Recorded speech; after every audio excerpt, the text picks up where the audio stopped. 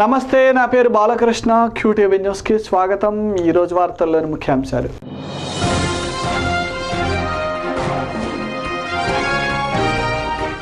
ప్రారంభమైన రోడ్డు భద్రతా వారోత్సవాలు, పలు ప్రాంతాలలో అవగాహన సదస్సులు.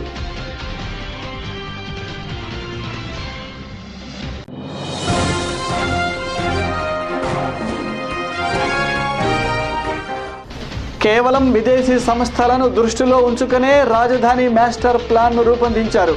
రౌండ్ టేబుల్ సమావేశంలో నాయకుల విమర్శ.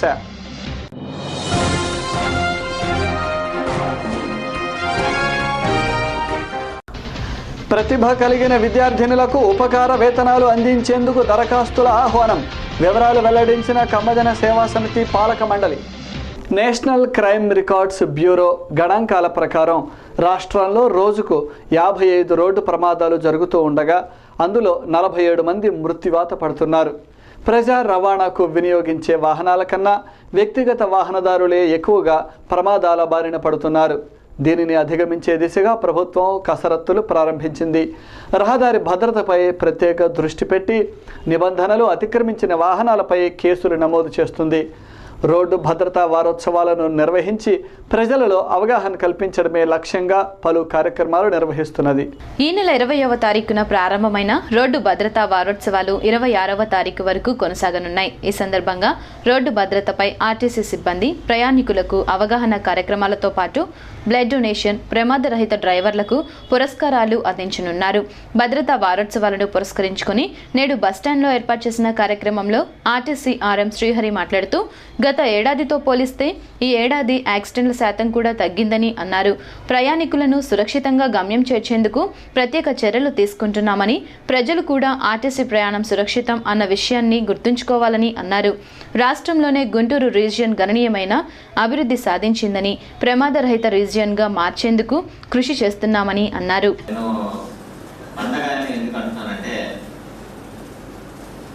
ఈ పండగ సందర్భంగా మనం వారం రోజుల పాటు అన్ని రకాల రోడ్ సేఫ్టీ స్లోగన్స్ కానీ లేకపోతే రెగ్యులేషన్స్ కానీ మనం పునశ్చరణ చేసుకొని మళ్ళీ వాటిని పాటించడం ద్వారా మనం నీళ్ళ పండుగలు కూడా జరుపుకోగలుగుతాం. ఉదాహరణకి మనం సంక్రాంతి, దసరా, దీపావళి లేకుంటే రంజాన్, క్రిస్మస్ జరుపుకోవాలంటే ముందు మనం ఉండాలంటే మనం సురక్షితంగా ఈ రోడ్ రెగ్యులేషన్స్ పాటించాలి. ప్రపంచవ్యాప్తంగా ప్రతి సంవత్సరం 12 లక్షల మంది రోడ్ యాక్సిడెంట్స్లో ప్రాణాలు కోల్పోతుంటే 5 కోట్ల మంది పైగా గాయాల పాలవుతున్నారు. అండ్ మన భారతదేశంలో ప్రతి సంవత్సరం కూడా నేషనల్ క్రైమ్ రికార్డ్స్ బ్యూరో వాళ్ళు రోడ్ యాక్సిడెంట్స్ని compilation and analysis of causes అంటే వాటి వరకు కూడా జాతీయ భద్రతా వారోత్సవాల సందర్భంగా రోడ్ సేఫ్టీ వీక్ సెలబ్రేట్ చేసుకుంటున్నాం. మొత్తం 7 days ప్రోగ్రామ్ ఉంది. ఈరోజు inaugural function, next periodical medical examination day పెట్టాం, తర్వాత ట్రైనింగ్ డే ఒక రోజు పెట్టాం, బ్లడ్ డొనేషన్ క్యాంప్ ఒక రోజు పెట్టాం, తర్వాత ఫ్యామిలీ కౌన్సిలింగ్ రోజు ఒక రోజు ఏర్పాటు చేసాం, తర్వాత వెహికల్ మెయింటెనెన్స్ డే ఒక రోజు ఏర్పాటు చేసాం. ఇట్లా టోటల్గా ఒక 7 days ప్రోగ్రామ్ డిస్ట్రిబ్యూట్ చేసుకుని ఏర్పాటు చేయబోతున్నాం. Next Monday 25th blood donation camp చేసాం. గతంలో మన రహదారి వారోత్సవాల సందర్భంగా, రోడ్డు భద్రతా వారోత్సవం సందర్భంగా ఏర్పాటు చేసిన బ్లడ్ డొనేషన్ క్యాంప్స్లో హయ్యెస్ట్ లాస్ట్ టైం మనం వచ్చినప్పుడు 84 మెంబర్స్ ఇచ్చాం. ఈసారి 100 మెంబర్స్ దాటాలనేది గణనీయంగా పెట్టుకున్నాం. తెనాలిలో ఉన్న హాస్పిటల్ వాళ్ళతో కూడా మాట్లాడాం. వాళ్ళు కూడా మండే వస్తామని బిల్లింగ్ ఎక్స్పెక్ట్ చేశారు. సో బ్లడ్ బ్యాంక్ డొనేట్ చేద్దామనేసి ఒక 100 మెంబర్స్కి డెఫినెట్గా రావాలని మా స్టాఫ్తో డొనేట్ చేయించాలనుకుంటున్నాం. అది మన ఆల్రెడీ బ్లడ్ డోనర్స్ కూడా సెలెక్ట్ చేయడం జరిగింది. 100 మందిని దాటి డెఫినెట్గా ఈసారి చేసి అది కూడా ఒక ఆల్ టైమ్ రికార్డుగా చేద్దామనే ఉద్దేశంతో ఈ బ్లడ్ డొనేషన్ క్యాంప్ కూడా చేయాలి అనే ఉద్దేశం పెట్టుకున్నాం. మీకు తెలుసు, అన్ని దానాల కన్నా రక్తదానం చాలా గొప్పది. అటువంటిప్పుడు ఈ రోడ్డు భద్రతా వారోత్సవం సందర్భంగా అది చేయడమే కాకుండా యాక్సిడెంట్ రేట్ కంపేర్ చేస్తూ కూడా గత సంవత్సరంతో పోలిస్తే ఈ సంవత్సరం ఒక లాస్ట్ ఇయర్ 0.07 ఉంటే యాక్సిడెంట్ రేటు ఈసారి 0.06 ఉంది. రాజధాని మాస్టర్ ప్లాన్, గ్రీన్ బెల్ట్ పర్యవసానాలు, ప్రభావాలు అనే అంశంపై CPM ఆధ్వర్యంలో బ్రాడీపేటలోని కార్యాలయంలో రౌండ్ టేబుల్ సమావేశాన్ని నిర్వహించారు. ఈ కార్యక్రమంలో రాజకీయ పార్టీల నాయకులతో పాటుగా ప్రజా సంఘాలు కూడా పాల్గొని చర్చించాయి. భూ సమీకరణకు సహకరించని ప్రాంతాలలో గ్రీన్ బెల్ట్ పేరిట పంటలు పండించుకునేందుకు తప్ప మరెందుకు భూమిని వినియోగించుకునే వెసులుబాటు లేకుండా ప్రభుత్వం కుట్ర పన్నుతున్నదని పాల్గొన్న నాయకులు అభిప్రాయపడ్డారు.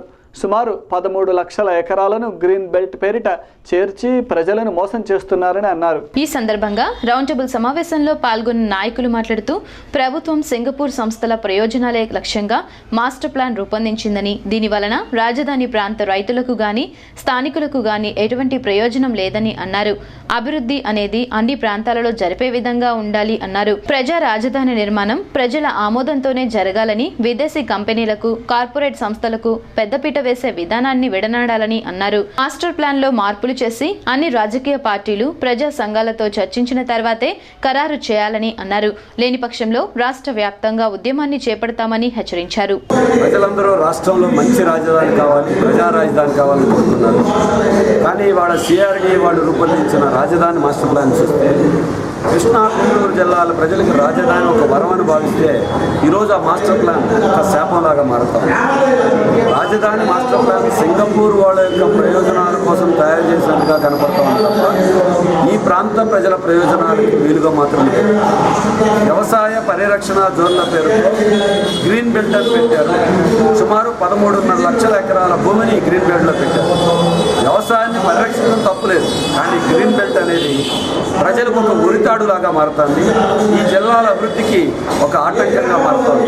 ఇది వ్యవసాయ పరిరక్షణ జోన్లు కాదు, సింగపూర్ పరిరక్షణ జోన్ లాగా మారిపోతుంది.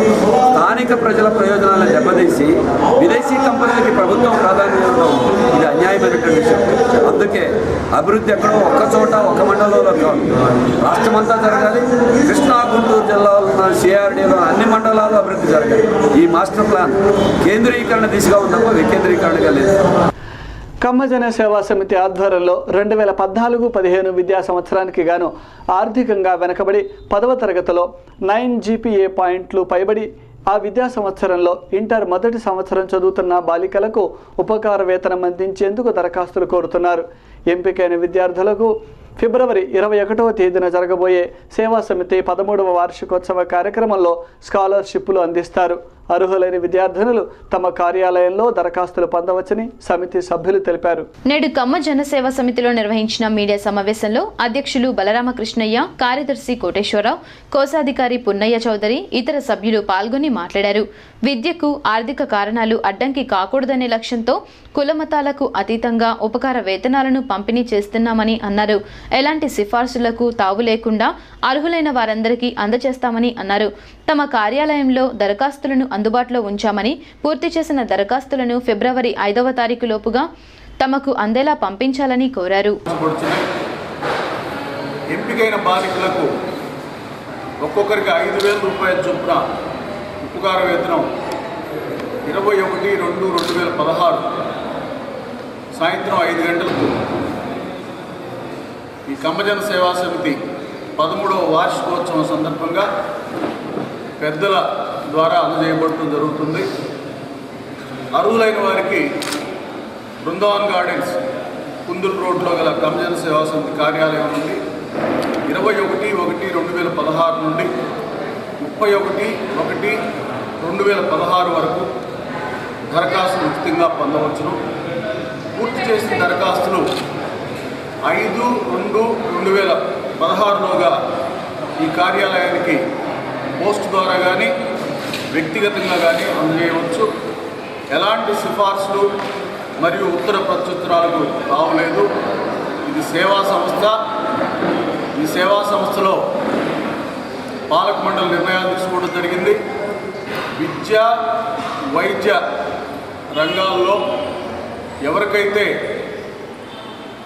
నీడీ పీపుల్ ఉన్నారో వారికి సహాయం అందజేయాలనేటువంటి ఒక మంచి ఆలోచనతో మరి ఈ విద్యా వైద్య రంగాలని ఆదుకోవడం కోసం మరి పాలక మండలి వాళ్ళకి సహాయం చేయాలనేటువంటి నిర్ణయం తీసుకోవడం జరిగింది. దానిలో భాగంగా గత సంవత్సరం 12వ వార్షికోత్సవంలో కూడా కులమతాలకు అతీతంగా మరి బాలబాలికలు ఇద్దరికి కూడా జిల్లా వ్యాప్తంగా ఈ స్కాలర్షిప్లు ఇవ్వడం జరిగింది. ఈ సంవత్సరం కూడా మరి బడ్జెట్ కోఆపరేట్ చేస్తుంది. రాష్ట్రంలో నూతనంగా పరిశ్రమలు స్థాపించాలనుకునే వారి కోసం Telangana, Andhra Pradesh chamber of commerce Hyderabad వారి ఆధ్వర్యంలో ఈ నెల 23వ తారీఖున హోటల్ నాగార్జునలో రిజిస్ట్రేషన్ మరియు సెమినార్ నిర్వహిస్తున్నామని ఛాంబర్ ఆఫ్ కామర్స్ అధ్యక్షుడు ఆంజనేయులు తెలిపారు. చిన్న మధ్యతరగతి పరిశ్రమల స్థాపనకు ప్రభుత్వ మార్గదర్శకాలు, రాయితీలు, బ్యాంకుల సహకారం తదితర అంశాలపై ఈ సెమినారులో అవగాహన కలిగిస్తారని అన్నారు. విభజన అనంతరం మొట్టమొదటిసారిగా ఈ సదస్సు నిర్వహిస్తున్నారని, పరిశ్రమలు స్థాపించాలనుకునే ఔత్సాహికులు పాల్గొని సమాచారాన్ని పొందవచ్చని అన్నారు. చదువుకున్న విద్యార్థుల కోసం కానీ లేక ఎవరైతే నూతనంగా ఇండస్ట్రీ పెట్టాలనుకున్నటువంటి పరిస్థితి ఉన్నటువంటి వ్యక్తుల కోసం federation of Andhra Pradesh, Telangana, Andhra Pradesh chamber of commerce industry Hyderabad వారి ఆధ్వర్యంలో హోటల్ నాగార్జునలో 23వ తారీఖున 9:30 నుంచి రిజిస్ట్రేషన్ బిగిన్ అవుతుంది. 10-15 నిమిషాలకి ఒక సెమినార్ని కండక్ట్ చేయబోతా ఉన్నాం. ప్రత్యేకించి ఆ సెమినార్ ఏంటంటే financial scheme and other systems of the industry పాలసీస్ని, ఏదైతే ఇండస్ట్రీ పెట్టాలనుకున్నారో స్మాల్ అండ్ మీడియం ఎంటర్ప్రెన్యూర్స్కి ఏ బ్యాంకులో లోన్ ఇచ్చే అవకాశం ఉంది, అలాగే గవర్నమెంట్ ఏదైతే 2015-20కి ఇండస్ట్రీ పాలసీని ఆంధ్రప్రదేశ్ రిలీజ్ చేసిందో ఆ పాలసీలో ఉన్నటువంటి వ్యాపారస్తులకు ఉన్న రాయితీలను కానీ, ప్రత్యేకించి అగ్రికల్చర్ సంబంధించినవి కానీ, లేకపోతే రాష్ట్ర అభివృద్ధికి ముందుకు పోవడం కోసం దోహదపడేటువంటి చిన్న చిన్న స్కీములు కానీ, మీడియం ఇండస్ట్రీ కానీ పెట్టేదానికి, ఏ బ్యాంక్ ఫైనాన్స్ ఇంట్రెస్ట్ పాలసీలు కానీ అది ఇచ్చేదానికి రేపు ప్రత్యేకంగా 23వ తారీఖున హోటల్ నాగార్జునలో మరి కార్యక్రమం నిర్వహిస్తూ ఉన్న సెమినారు. మరి ప్రత్యేకంగా ఆంధ్రప్రదేశ్ విభజన జరిగిన తర్వాత గుంటూరులో తొలిసారి మరి federation of Telangana and Andhra Pradesh chamber of commerce industry Anil Reddy president గారు, అలాగే వేరియస్ కమిటీ మెంబర్స్ అందరూ రావడమే కాకుండా సిడ్బీ బ్యాంక్ ఏదైతే ఉందో, పెద్ద బ్యాంక్ ఏదైతే ఉందో సిడ్బీ బ్యాంక్ నుంచి వారు కూడా ఆ బ్యాంకి పాలసీలని, ఆంధ్ర బ్యాంకి వారు కూడా వారికి ఉన్న సిస్టమ్స్ ఏదైతే లోన్స్ ఇవ్వడానికి అవకాశం ఉంది, ఇండస్ట్రీస్ని డెవలప్ చేయడం కోసం వాళ్ళు ఏ రకమైనటువంటి కోఆపరేషన్ చేస్తారు. అలాగే మరి ప్రస్తుతానికి కలెక్టర్ గారు అయితే ఊళ్ళో లేరు. హైదరాబాద్ సెంట్రల్ యూనివర్సిటీ విద్యార్థి రోహిత్ మృతికి కారణమైన కేంద్ర మంత్రి బండారు దత్తాత్రేయ, యూనివర్సిటీ వైస్ ఛాన్సలర్లపై చర్యలు తీసుకోవాలని కోరుతూ సిపిఎం ఆధ్వర్యంలో ర్యాలీ నిర్వహించారు. విజ్ఞాన కేంద్రాలైన విద్యాలయాల్లో బీజేపీ నాయకులు స్వార్థం కోసం మత విద్వేషాలు రెచ్చగొట్టి దళితులపై హింసకు ప్రేరేపిస్తున్నారని ఈ సందర్భంగా నాయకులు ఆరోపించారు. చట్టాన్ని రక్షించాల్సిన కేంద్ర మంత్రి సైతం మతోన్మాదాన్ని రెచ్చగొట్టి బలహీన వర్గాల ప్రజలకు అన్యాయం జరిగే విధంగా ప్రవర్తించారని అన్నారు.